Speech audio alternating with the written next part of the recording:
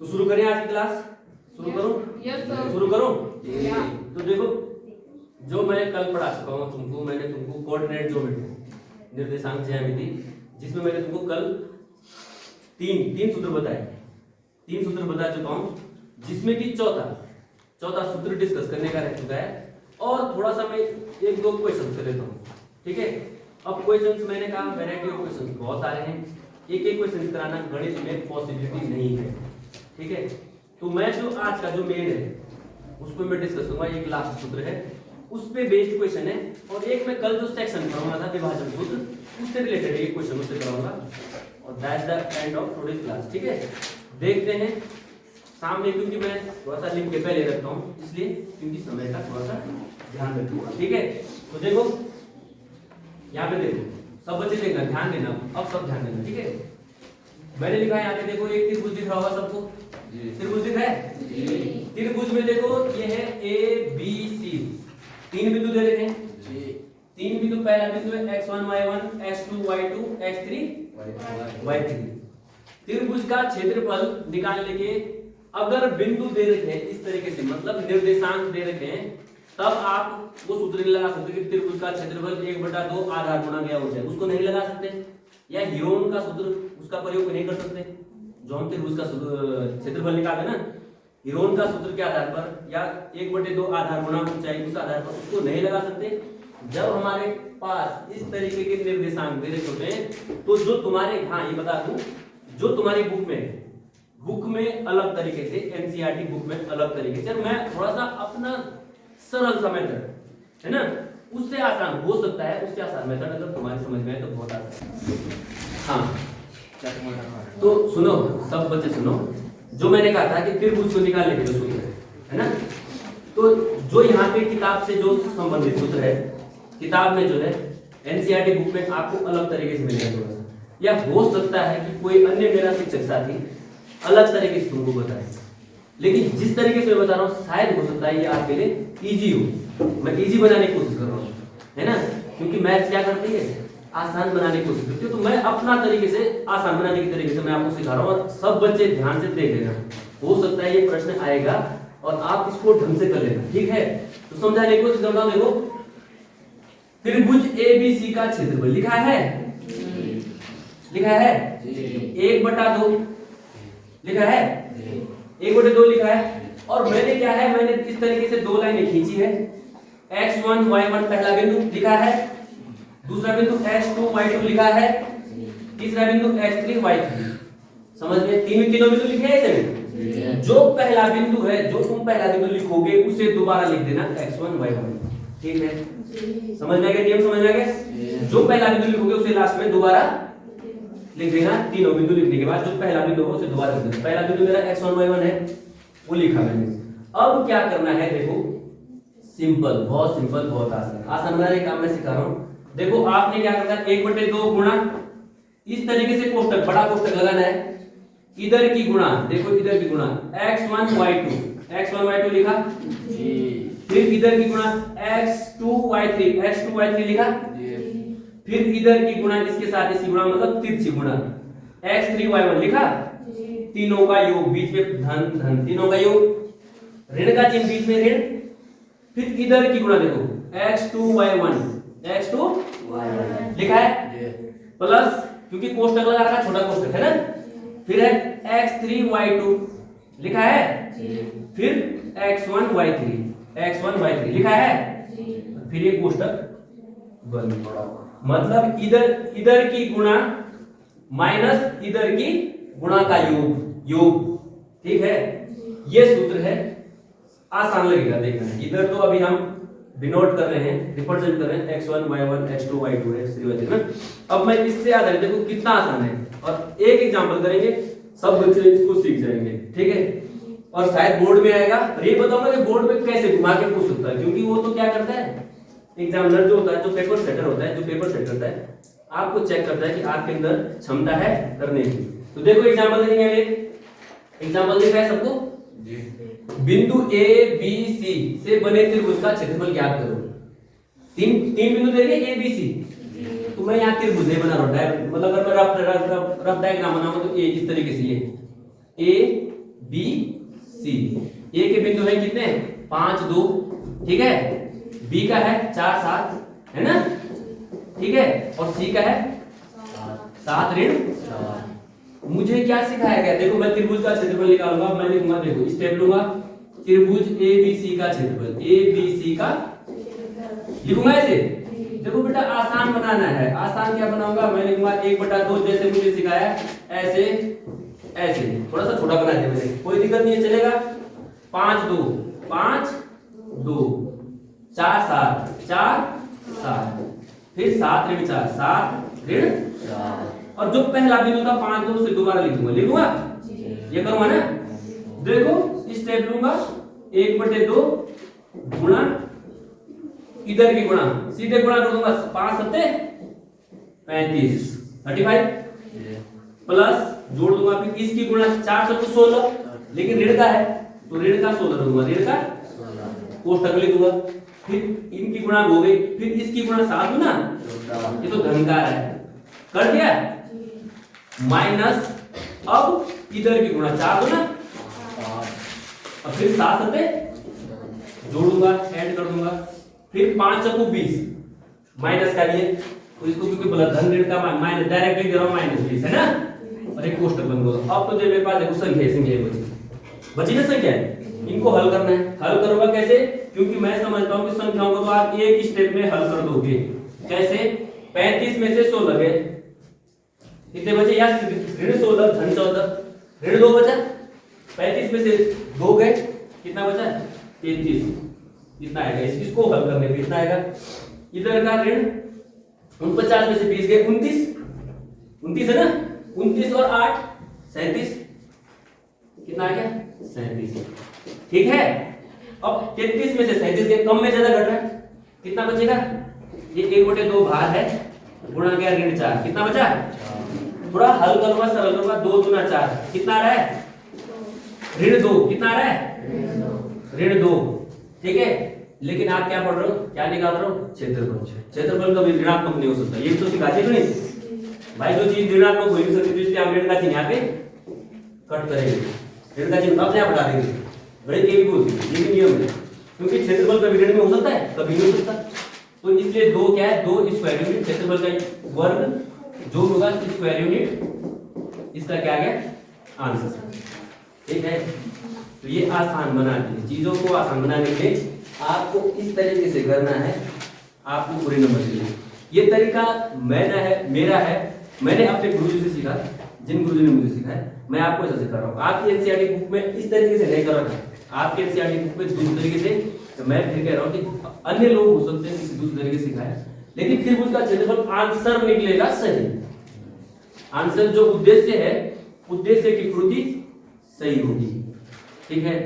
तो आपको ये आसान लगेगा, तो इस तरीके से करना, या दूसरा तरीका भी सीखना चाहो तो मैं वो भी सिखा सकता हूँ, लेकिन अलग ही, ठीक है। मुझे ये आसान लगा तो मैंने आपको ये आपकी तरफ पहुंचा दिया है, ठीक है।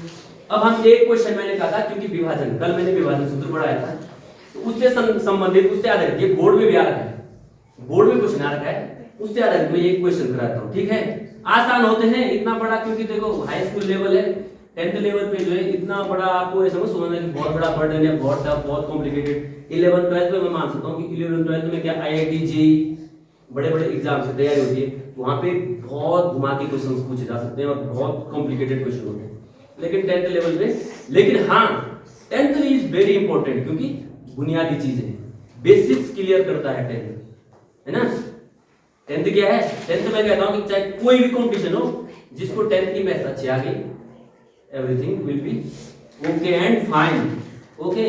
तो देखो नया क्वेश्चन देखते हैं हम, देखो क्वेश्चन देख रहे हैं यहाँ पे, देखो मैं कैसे करता हूँ इसे, मुझे भी नहीं आता है ना, मैं आसान करने की चीजों को आसान बनाने की कोशिश करता हूँ, और शायद वो ये हमारी सफलता होती है ना। बार बार कहता हूँ कि इंसान क्या है, एक अच्छे गुण क्या होते हैं, योग्यता क्या होती है, जो सुलझाता है, उलझाता है, उलझाना वाला नहीं होना चाहिए ना, सुलझाने वाले को योग्यता कहते हैं, जो सुलझा हुआ बंदा होता है उसको हर कोई कदर करता है ना। तो देखो हम इसको सुलझाएंगे इस क्वेश्चन में, ठीक है। देखो क्या बोलता है, बिंदु ये और ये दे रखे दो बिंदु, मैं एक लाइन खींच देता हूँ, मैं एक लाइन खींचता हूँ, ये रफ डायग्राम बनाता हूँ, ये लाइन खींची, ये लाइन खींची, नाम में देता हूं, एक है ए, इसका एक बिंदु है बी, दे दी, ये दे दिया। ये है एक बिंदु ऋण 3 10, ऋण 3 10 और दूसरा बिंदु है 6 ऋण 8, 6 ऋण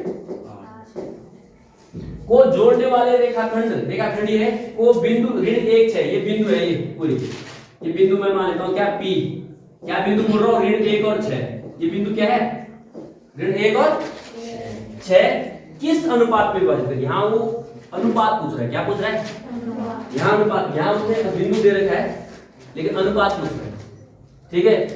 जब भी अनुपात पूछे, अब ध्यान रखना, ध्यान से सुनना मेरी बात को, जब भी अनुपात पूछे आपने अनुपात बताओ क्या मानना है, हमेशा आप अनुपात मानना के अनुपात 1, के रेशो 1, क्या मानना है, के अनुपात 1, ऐसे लिखे ना, के रेशो 1, के और 1 का मान लेना, के क्या है, अननोन है, ये हमको नहीं पता ना, है ना, उसी के का मान निकालना है।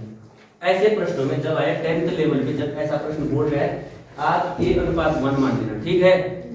बस अब क्या है, अब कॉन्सेप्ट लगा देना, जो मैंने कॉन्सेप्ट किसमें बताया था, विभाजन सूत्र में। कॉन्सेप्ट क्या बताया था, देखो इधर की गुणा इस इधर की तरफ, इधर की इधर, है ना।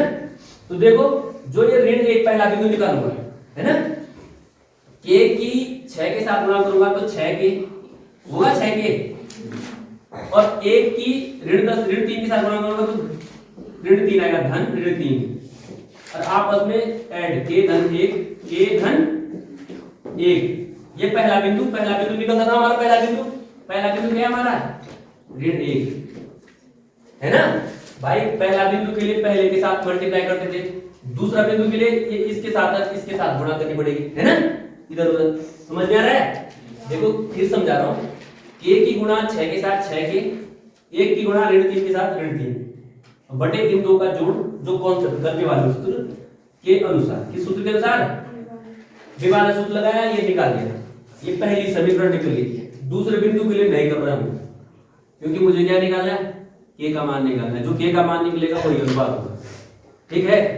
देखो समीकरण निकल गई, अब इस समीकरण को हल करूंगा मैं, समीकरण को हल करूंगा तो देखो यहाँ पे जगह नहीं है, नया पेज देता हूं, ये लिख दिया, स्टेप लिया, 6 के धन ऋण का ऋण होगा 3 था वहां पे, और के धन 1 क्या था, पीछे देख लो, 6 के धन ऋण का ऋण करने समय ऋण 3 किया, के धन 1 बराबर ऋण 1 बराबर ऋण 1।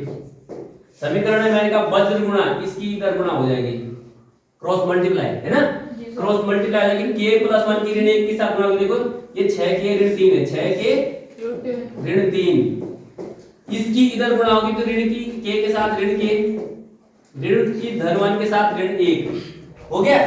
समीकरण को आसान बनाऊंगा, देखो के वाले तरफ 6 के, ऋण का के इधर आ जाए धन में, धन का के, और ऋण का 3 इधर ले गया, धन 3 ऋण 1, 3 में से 1 गया, कितना बचा, तो 6 के और 1 के 7 के का मान निकालो, के बराबर क्या आ जाएगा, 7 बटे में चल जाएगा 2/7, कितना आ जाएगा 200, ये चीज निकालना है, 2/7 मतलब 2 अनुपात, दिस इज 101% आंसर यही होगा, 2 अनुपात 7 होगा। देखो पीछे देखो, ये जो रेखा होगी ना, ये 2 अनुपात 7 में विभाजित होगी, ये रेखाखंड जो है 2 अनुपात 7 में विभाजित होगा, ठीक है, समझ में आ गया। तो विभाजन सूत्र को इस तरीके से घुमा के भी पूछ सकता है, या और पीछे जाओगे, देखो ये वाला त्रिभुज में क्षेत्रफल पूछेगा कभी, सुनो मैं बताता हूं, त्रिभुज में क्षेत्रफल पूछेगा, बोलेगा बिंदु दे देगा कि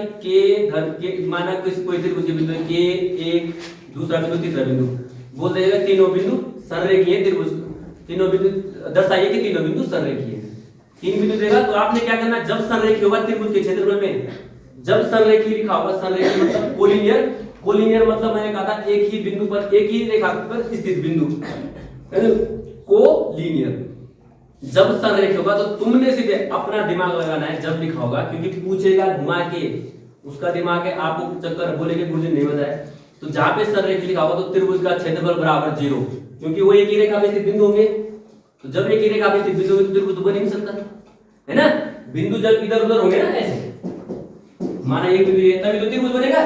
और जब एक ही रेखा स्थित होगा तो उस त्रिभुज का क्षेत्रफल बनेगा ही नहीं, मतलब क्षेत्रफल जीरो होगा ही नहीं, कुछ नहीं। जब संरेखी लिखा होगा ऐसे कि दर्शाइए या सिद्ध कीजिए कि संरेखी है, के का मान के लिए त्रिभुज ये बिंदु संरेखी है, आपको उस समय क्या करना है, आपको त्रिभुज का क्षेत्रफल बराबर जीरो।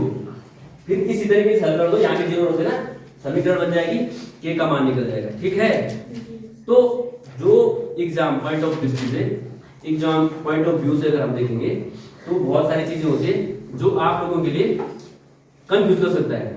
इस पार्ट का मैंने जो निचोड़ है, पूरे कोऑर्डिनेट ज्योमेट्री का जो निचोड़ है, मैंने कहा 4 सूत्र हैं, फिर बता देता हूं। दूरी सूत्र, दो बिंदुओं के बीच की दूरी, विभाजन सूत्र, सेक्शन फार्मूला, एक मिड पॉइंट फार्मूला, मध्य बिंदु दूरी है ना, मध्य बिंदु सूत्र, और एक है त्रिभुज का क्षेत्रफल। इस 4 के अलावा इस एनसीईआरटी बुक में कुछ नहीं मिलेगा। बच्चे को जो बच्चे सिंसियर होंगे वो जरूर इनको देखेंगे, है ना, और बार बार रिवीजन करेंगे, प्रैक्टिस करेंगे, और पक्का आएगा। समझ में आ गया?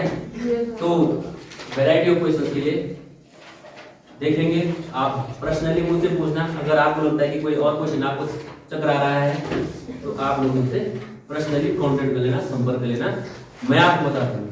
ठीक है, क्योंकि क्वेश्चन तो बहुत सारे हैं, कितना कराऊं है ना, या मुझे आए ना आए कोई ये थोड़ी है, लेकिन कोशिश करना हमारी, कोशिश करने वालों की कभी हार नहीं होती।